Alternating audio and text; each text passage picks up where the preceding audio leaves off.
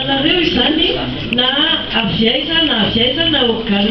organaina misy anareo dia manatitra ny fisaorana feno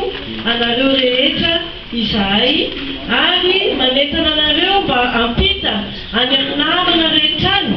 indrindra zao izay tsy afaka tonga tamin'izao fotoana izao ampita ny fisaorana ihany koa na tsy teo azy izy fa indrindra ny vaovao marina no mba angatahina aminareo mba ho ampitainareo any amin'ny aino manjery rehetra any dia misaotra antsika rehetra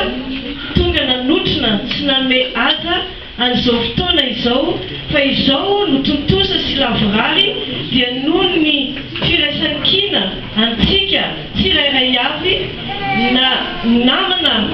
miaraka amin'ny mesia tsaratsara izany na ianareo mpanao gazety ka ny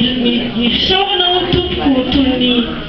fary tsy lany mamina ka dia mbola manatitra ihany ny fisaorana feno anareo tonga anafizao fotoana izao.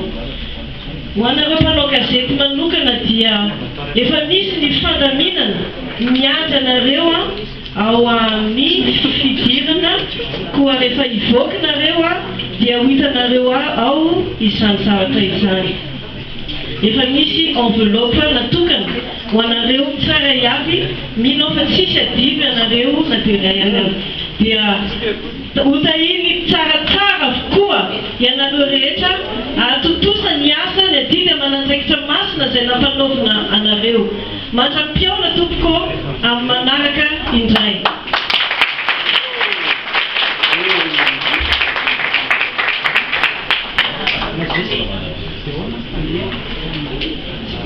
Ohatsika atao anatiny koa zany dia